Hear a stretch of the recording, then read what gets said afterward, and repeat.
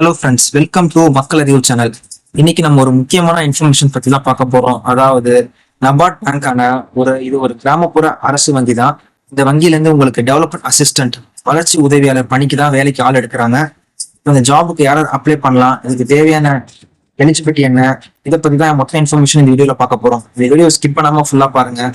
இது மட்டும் இல்ல, நிறைய பேருக்கு ஷேர் பண்ணுங்க. வீடியோக்குள்ள போறதுக்கு நம்ம சேனலை முதல்ல சப்ஸ்கிரைப் பண்ணிருங்க. பக்கத்துல ஆல் இந்த பெல் பட்டனை கிளிக் பண்ணிருங்க. அப்பதான் நான் போடுற வீடியோஸ் உங்களுக்கு நோட்டிபிகேஷனா வரும். பேங்க்ல தான் இப்போ உங்களுக்கு வேகன்சி அனௌன்ஸ் பண்ணிருக்காங்க. இது வந்து முழுக்க முழுக்க ஒரு மத்திய அரசு வேலை வாய்ப்பு தான். என்ன போஸ்ட் அறிவிச்சிருக்காங்கன்னா, recruitment of post of development assistant slash development assistant Hindi, மொத்தம் 2 போஸ்ட்டுக்கு அனௌன்ஸ் பண்ணிருக்காங்க. இந்த போஸ்ட் நீங்க எப்படி அப்ளை பண்ணணும்னா, ஆன்லைன்ல தான் நீங்க அப்ளை பண்ணணும். அதோட வெப்சைட் என்னன்னு பாத்தீங்கன்னா www.naba.organization. இந்த வெப்சைட்ல தான் நீங்க போய் அப்ளை பண்ணணும். இதோட லிங்க் நான் டிஸ்கிரிப்ஷன்ல வந்து கொடுத்துட்றேன். அப்ளிகேஷன் என்னைக்கு ஓப்பன் ஆயிருக்குன்னா 17 ஜனவரி 2026. இன்னைக்கு தான் அப்ளிகேஷன் ஓப்பன் ஆயிருக்கு. அண்ட் அப்ளிகேஷன் முடிகிற டேட் பார்த்தீங்கன்னா 3 February 2026. அடுத்த மாசம் 3ஆம் தேதி வரைக்கும் நீங்க இந்த அப்ளிகேஷன் அப்ளை பண்ணிக்கலாம். இந்த அப்ளிகேஷன் அப்ளை பண்ணும்போது உங்களுக்கு ஏதாவது ப்ராப்ளம் இருந்ததுன்னா, ஃபார் எக்ஸாம்பிள் உங்க கால் லெட்டர் டவுன்லோட் பண்ணும்போது ஃபீஸ் பேமெண்ட் பண்ணும்போது ஏதாவது குவைரிஸ் இருந்துச்சுன்னா, இந்த மெயில் ஐடிக்கு வந்து நீங்க வந்து ரெக்வஸ்ட் பண்ணி கேட்கலாம். அதில் நீங்கள் சப்ஜெக்ட்ல வந்து NABARD development assistant or develop assistant examination ஹிந்திங்கிற நீங்கள் டைப் பண்ணி நீங்கள் மெயில் பண்ணணும். ஓகேங்களா? நீங்கள் எந்த போஸ்ட் நீங்கள் அப்ளை பண்ணும் போது உங்களுக்கு ஏதாவது குவைரிஸ் இருந்ததோ அந்த போஸ்ட் நீங்கள் சப்ஜெக்ட்ல மென்ஷன் பண்ணிட்டு நீங்கள் அந்த கொடுத்துருக்க மெயில் ஐடிக்கு நீங்கள் மெயில் பண்ணி கேட்டுக்கலாம். இம்பார்ட்டன்ட் டேட்ஸ் பார்த்தீங்கன்னா, அப்ளிகேஷன் என்னைக்கு ஓப்பன் ஆயிருக்குன்னா இன்னைக்கு தான் ஓப்பன் ஆயிருக்கு, 17 ஜனவரி 2026. க்ளோசிங் டேட் பார்த்தீங்கன்னா February 3, அடுத்த மாதம் 3ஆம் தேதி வரையும் வேகன்சி இருக்கு. இதில் வந்து மொத்தம் உங்களுக்கு 2 விதமான எக்ஸாம்ஸ் இருக்கு. Phase 1 ப்ரீலிம்ஸ் எக்ஸாம் எப்பன்னு பார்த்தீங்கன்னா 21 February 2026. And Phase 2 main exam எப்பன்னு பார்த்தீங்கன்னா 12 April 2026. 2 எக்ஸாமே உங்களுக்கு ஆன்லைன்ல தான் கண்டக்ட் பண்றாங்க. வாங்க நம்ம நெக்ஸ்ட் என்னென்ன வேகன்சி சொல்லிட்டு பார்க்கலாம். Number of vacancies on reservation development அசிஸ்டன்ட்க்கு எத்தனை வேகன்சி கொடுத்துருக்கான்னு சொல்லிட்டு பார்க்கலாம். நம்ம ரீஜனல் ஆஃபீஸஸ் எங்கன்னு பார்த்தீங்கன்னா தமிழ்நாட்டில் வந்து ஓவராலாக உங்களுக்கு 9 வேகன்சி கொடுத்துருக்காங்க. அதுல யூஆர்க்கு வந்து 4 வேகன்சி கொடுத்துருக்காங்க. எஸ்சிக்கு 2 வேகன்சி, எஸ்டிக்கு வேகன்சி இல்லை.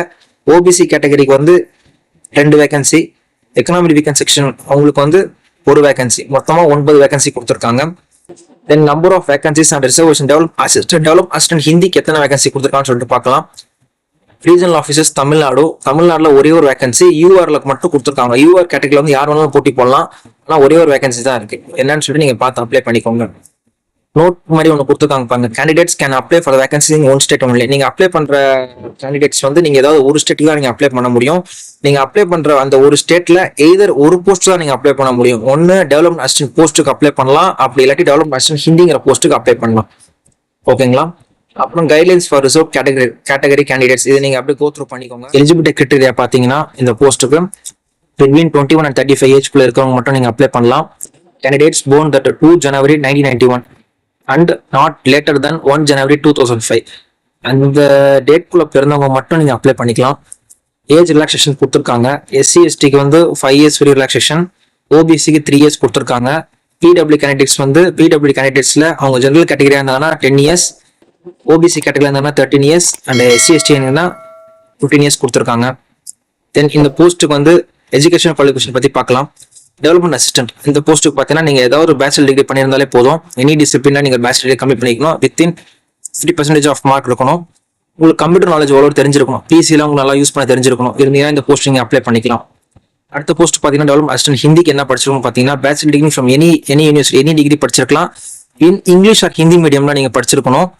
அப்படி இல்லாட்டி ஹிந்தி அண்ட் இங்கிலீஷ் நீங்க ஒரு கம்பல்சரி ஆர் எலெக்டிவ் சப்ஜெக்டா நீங்க முடிச்சிருக்கணும். ஓகேவா? அப்படி இருந்தால் மட்டும் இந்த வேலைக்கு நீங்க அப்ளை பண்ணுங்க.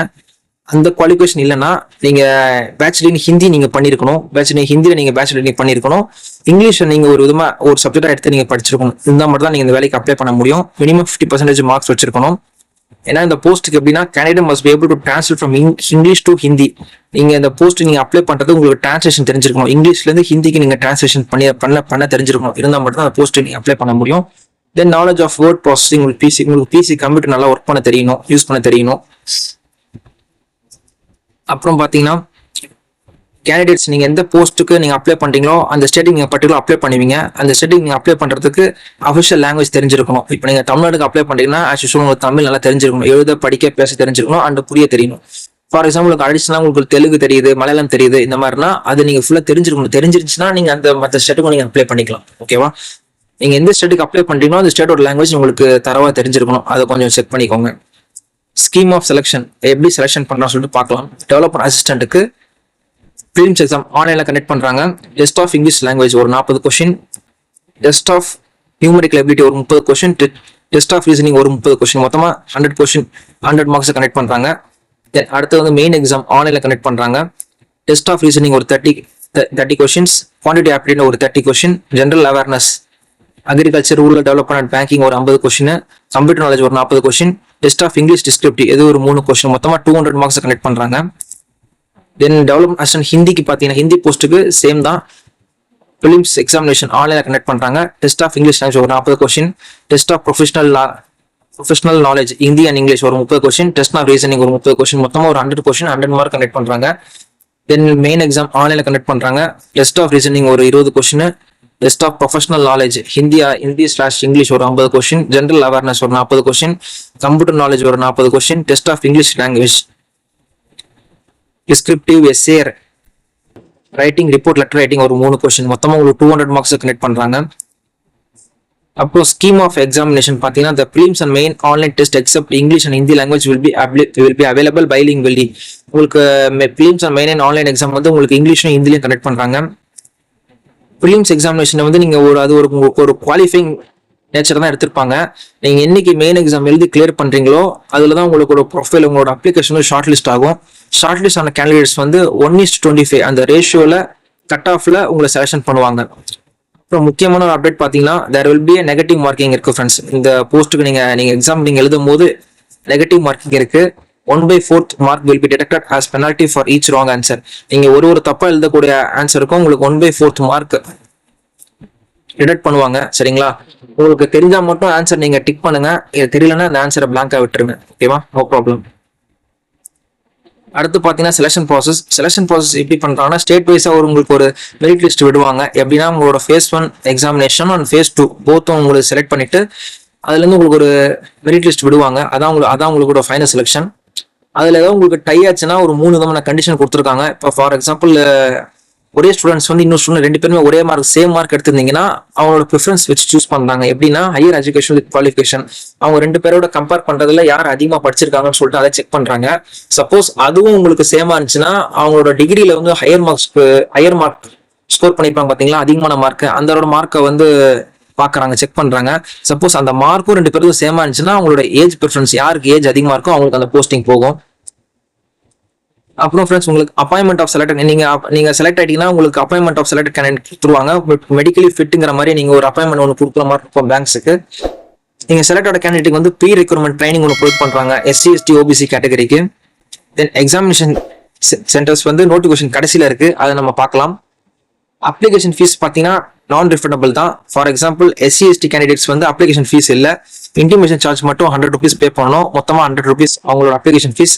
மற்ற for all others OBC category இந்த EWS கேட்டகரிலாம் இருந்தீங்கன்னா அவங்களுக்கு அப்ளிகேஷன் ஃபீஸ் இருக்கு, 450 ரூபா பே பண்ணணும். இன்டிமேஷன் ஒரு 100 ரூபாய், டோட்டல் 550 நீங்க பே பண்ணணும் ஆன்லைன் ஃபீஸ்.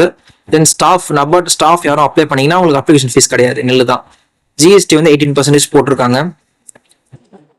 தென் பே ஸ்கேல் பார்க்கலாம். Service condition, career prospect. Pay scale பார்த்தீங்கன்னா செலக்ட் ஆகிற கேண்டிடேட் பார்த்தீங்கன்னா உங்களுக்கு 23,100 பெர் மந்த், 23,100 ரூபாய் நீங்க மாசத்துக்கு ஏர்ன் பண்ணுவீங்க. அதை தவிர்த்து உங்களுக்கு dearness allowance, house rent allowance, city compensatory allowance, transport allowance, இந்த மாதிரி எக்கச்சக்க அலவன்ஸ் உங்களுக்கு கொடுக்குறாங்க. எல்லாமே மத்திய அரசு அலவன்ஸ் உங்களுக்கு கொடுக்குறாங்க. அப்படியே உங்களுக்கு ஏறக்குறைய பார்த்தீங்கன்னா உங்களோட கிராஸ் சேலரி பார்த்தீங்கன்னா டெவலப்மெண்ட் ஹிந்திக்கு பார்த்தீங்கன்னா 46,500 உங்களோட மந்த்லி இன்கமா இருக்கும். சரிங்களா? 46,500. How to apply? இப்போ நம்ம வாங்க எப்படி அப்ளை பண்ணணும்னு சொல்லிட்டு பார்க்கலாம். அப்ளை பண்றதுக்கு www.nabard.org இந்த லிங்கை நீங்க டேட்டா சர்ச் பண்ணி உள்ள போங்க. ஆன்லைன்ல மட்டும் தான் அப்ளிகேஷன் வந்து அப்ளை பண்ண முடியும். ஓகேவா? அப்ளிகேஷன் டேட் பார்த்தீங்கன்னா இன்னைக்கு ஓப்பன் ஆயிருக்கு. 17 ஜனவரி 2026 டு நெக்ஸ்ட் மந்த் February 3 வரைக்கும் இந்த அப்ளிகேஷன் ஓப்பன்ல தான் இருக்கும். நீங்க ஃபர்ஸ்ட் ரெஜிஸ்ட்ரேஷன் பண்ணணும். ரெஜிஸ்ட்ரேஷன் பண்றது உங்களோட போட்டோகிராஃப் நீங்க ஸ்கேன் பண்ணிருக்கணும். 4.5 சென்டிமீட்டர் இன்ட்டு 3.5 சென்டிமீட்டர் உங்களோட போட்டோ, உங்களோட சைன் பிளாங்க் இங்க்ல சைன் போட்டிருக்கணும். லெஃப்ட் தம்ப் இம்ப்ரெஷன் நீங்க ஒரு ஒயிட் பேப்பர்ல பிளாக் ஆர் ப்ளூ இங்க்ல உங்களோட இடது கை பெருவிரலோட ரேகையை வைக்கணும். தென் ஹேண்ட் ரைட்டிங் டிக்ளரேஷன் ஒயிட் பேப்பர்ல பிளாங்க் இங்க்ல எழுதணும். அதோட டிக்ளரேஷன் கொடுத்துருக்காங்க, ஹேண்ட் டிக்ளரேஷன் கீழே கொடுத்துருக்காங்க. ஐங்கன்னு போட்டுட்டு ஐங்க பக்கத்தில் உங்களோட நேம் ஆஃப் கேண்டிடேட் யார் அப்ளை பண்ண போறீங்களோ அவரோட name. Hereby declare that all the information submitted by me in the application form is correct, true and valid. I will present the supporting documents as and when required. இதை நீங்க அப்படியே எழுதணும். எழுதி நீங்க ஸ்கேன் பண்ணி அப்லோட் பண்ணணும். Next application registration பண்றதுக்கு டேரக்டா நீங்க அந்த லிங்க்ல கொடுத்து உள்ள போயிடுவீங்க. உள்ள போன பிறகு requirement to the post of development assistant Hindi 2026ங்கிற மாதிரி கேரியர் பேஜ்ல காட்டும். இதை நீங்க கிளிக் பண்ணிட்டு ஆன்லைன் அப்ளிகேஷன் ஆப்ஷனை கிளிக் பண்ணீங்கன்னா click here for new registration அந்த ஆப்ஷன் நீங்க கொடுக்கணும். உங்களோட பேசிக் டீடைல்ஸ் தான், உங்களோட name, contact details and email ID கொடுத்து நீங்க அக்கௌண்ட் ஓப்பன் பண்ணிட்டு நீங்க டேரக்டா அப்ளை பண்ணிக்கலாம். அடுத்து இதோட பேமெண்ட் ஃபீஸ் பாத்தீங்கன்னா ஆன்லைன் மூலம் தான் பேமெண்ட் ஃபீஸ் பே பண்ணணும். Payment can be made by நீங்க டெபிட் கார்டு வழியா பே பண்ணிக்கலாம். Debit card, credit card, internet banking, IMPS, cash, mobile wallet மூலமா நீங்க பே பண்ணிக்கலாம். நீங்க பே பண்ணிட்டு இ-ரெசிப்ட் வந்து உங்களுக்கு ஜெனரேட் ஆகும். அதை நீங்க சேஃபா வச்சுக்கோங்க. Candidates R to required to take print out. நீங்க அப்ளிகேஷனை வந்து ஃபுல்லாவே நீங்க கம்ப்ளீட் பண்ண பிறகு அந்த உங்களோட அப்ளிகேஷன் ஃபார்ம் பிரிண்ட் அவுட் எடுத்துக்கோங்க. அண்ட் இ-ரெசிப்டையும் நீங்க வந்து பிரிண்ட் அவுட் எடுத்து வச்சுக்கோங்க, ஒரு சேஃப்டிக்கு தான். தென் அப்ளிகேஷன் ஃபீஸ் இன்டிமேஷன் சார்ஜ் நான் ரிஃபண்டபிள். நீங்க அப்ளிகேஷன் ஃபீஸ் பே பண்ணினா உங்களுக்கு நான் ரிஃபண்டபிள் தான். Photo and signature scan upload பத்தி கொடுத்துருக்காங்க. இன்கேஸ் உங்களோட சைனு, உங்களோட ஃபேஸ், உங்களோட போட்டோகிராஃப்ல உங்களோட ஃபேஸ் வந்து கிளியரா இல்லைன்னா அப்ளிகேஷன் வந்து மேபி ரிஜெக்ட் பண்ணிடுவாங்க. போட்டோகிராஃபோட இமேஜ் சைஸ் கொடுத்துருக்காங்க எப்படி அப்லோட் பண்ணணும்னு சொல்லிட்டு 4.5 சென்டிமீட்டர் 3.5 சென்டிமீட்டர் தான் நீங்க அப்லோட் பண்ணணும். ரீசன்ட் போட்டோகிராஃப் நீங்க அப்லோட் பண்ணுங்க.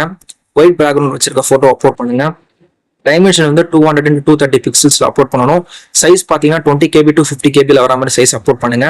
நீங்க லைவ் போட்டோகிராஃப் கேப்சரும் நீங்க எடுத்து நீங்க அப்லோட் பண்ணலாம். லைவாவே நீங்க போட்டோ எடுத்தும் அப்லோட் பண்ணலாம்.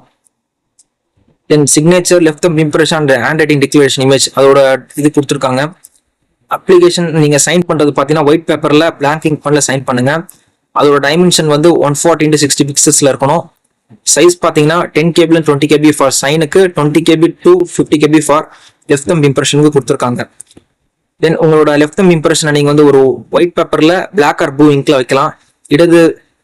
இடது கட்டை விரல் ரேகை. அப்புறம் அதோட ஃபைல் டைப் பாத்தீங்கன்னா JPG or JPG. டைமென்ஷன் வந்து 240 into 240 பிக்சல்ஸ்ல நீங்க அப்லோட் பண்ணுங்க. ஃபைல் சைஸ் பாத்தீங்கன்னா 20 KB to 50 KB. Then applicant has to right the declaration in English. Already மேல படிச்சேன் பாத்தீங்கன்னா டிக்ளரேஷன் ஃபார்ம், அதை நீங்க எழுதணும். ஒயிட் பேப்பர்ல பிளாங்க் இங்க்ல எழுதணும். அதோட ஃபைல் டைப் வந்து JPG or JPG ஃபார்மேட்ல பண்ணலாம். டைமென்ஷன் வந்து 800 into 400. ஃபைல் சைஸ் வந்து 50 KB இருந்து 100 KB குள்ள இருக்கணும், 100 KB குள்ள இருக்கணும். இப்போ வாங்க ஃப்ரெண்ட்ஸ், இப்போ நம்ம ஜெனரல் பத்தி பார்க்கலாம். ஜெனரேஷன் பாத்தீங்கன்னா உங்களுக்கு எக்ஸாம்ஸ் எழுதுறதுக்கு முன்னாடி உங்களுக்கு டவுன்லோட் ஆஃப் கால் லெட்டர் கொடுத்துருப்பாங்க. கால் லெட்டர் வரும், உங்களோட மெயில் ஐடிக்கு சக்ஸஸ்ஃபுல்லா கால் லெட்டர் சென்ட் பண்ணுவாங்க. அதை நீங்க டவுன்லோட் பண்ணி வச்சுக்கோங்க. அந்த கால் லெட்டர்லேயே உங்களுக்கு கேண்டிடேட் ரிப்போர்ட்டிங் டைம் போட்டிருக்கோம், எந்த டைமுக்கு எக்ஸாம் பண்ணணும்னு சொல்லிட்டு. அந்த டைமுக்கு நீங்க போகாம கொஞ்சம் பிஃபோராகவே போக பாருங்க. நீங்க எக்ஸாம்ஸ்க்கு போறதுக்கு ஐடென்டி வெரிஃபிகேஷனுக்காக உங்களோட ஐடி வெரிஃபிகேஷன் பண்ணுவாங்க. அதுக்கு உங்களுக்கு ஏதாவது நீங்க PAN card, passport, driving licence, voter ID, bank passbook ஏதாவது நீங்க கூட ஒரு டாக்குமெண்ட்ஸ் எடுத்துட்டு போய்க்கலாம். And ration card and LRR licence உங்களுக்கு வந்து அது ப்ரூஃப் ஃபாலோ பண்ணிக்க மாட்டாங்க, ஓகேவா? அதை நீங்க எடுத்துட்டு போகாதீங்க. அடுத்து உங்களோட ஆதார் கார்டு நீங்க கையில எடுத்துட்டு போங்க. ஏன்னா உங்களுக்கு வந்து பயோமெட்ரிக் ஆத்தென்டிகேஷன் பண்ணுவாங்க. அதனால உங்களோட ஆதார் கார்டு நீங்க கையில எடுத்துட்டு போறோம். அப்ளிகேஷன் டேட் ஆல்ரெடி கொடுத்துருக்காங்க, நம்ம ஆல்ரெடி பார்த்ததுதான். இன்னிலேருந்து 17 January 2026 இருந்து அடுத்த மாசம் 3ஆம் தேதி உங்களுக்கு அப்ளிகேஷன் ஓப்பன்ல இருக்கும். இப்போ வாங்க நம்ம specific language of the state Annexure 1. இப்போ நம்ம என்ன ஸ்டேட், நம்ம ஸ்டேட்டுக்கு அஃபிஷியல் என்ன லாங்குவேஜ்னா தமிழ் தெரிஞ்சாலே போதும், நீங்க நம்ம ஸ்டேட்டுக்கு அப்ளை பண்ணிக்கலாம். ஃபார் எக்ஸாம்பிள் உங்களுக்கு அடிஷனல் ஏதாவது தெலுங்கு, மலையாளம் தெரிஞ்சதுன்னா நீங்க அந்த ஸ்டேட்டுக்கும் நீங்க அப்ளை பண்ணிக்கலாம். Annexure 2A இதுல பாத்தீங்கன்னா requirement of the post of development assistant Hindi news கொடுத்துருக்காங்க. பிலிம்ஸ் எக்ஸாமுக்கு நம்ம எக்ஸாம் சென்டர்ஸ் எங்கன்னு சொல்லி கொடுத்துருக்காங்க. நம்ம தமிழ்நாடுக்கு பாத்தீங்கன்னா சென்னை, கோயம்புத்தூர், மதுரை, சேலம், திருச்சிராப்பள்ளி, திருநெல்வேலி, வேலூர், ஈரோடு, விருதுநகர், நாகர்கோவில், கன்னியாகுமரி, தஞ்சாவூர், விழுப்புரம் இந்த டிஸ்ட்ரிக்ட்ல உங்களுக்கு எக்ஸாம் சென்டர்ஸ் இருக்கு.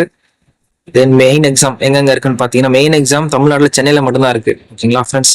அதை நீங்க செக் பண்ணிக்கோங்க. Annexure B மெயின் எக்ஸாம்ஸ் கொடுத்துருக்காங்க, நம்ம தமிழ்நாட்டுல சென்னையில மட்டும்தான் இருக்கு. ஓகே ஃப்ரெண்ட்ஸ், ஏதாவது டவுட் இருந்துச்சுன்னா கமெண்ட் செக்ஷன்ல சொல்லுங்க. இதோட அப்ளை வீடியோ கேட்டாலும் எனக்கு கமெண்ட் செக்ஷன்ல சொல்லுங்க. நான் உங்களுக்கு இந்த வீடியோ பிடிச்சா லைக் பண்ணுங்க. அது மட்டும் இல்ல, நிறைய பேருக்கு ஷேர் பண்ணுங்க. அடுத்த ஒரு நல்ல வீடியோவில் சந்திப்போம். நன்றி, வணக்கம்.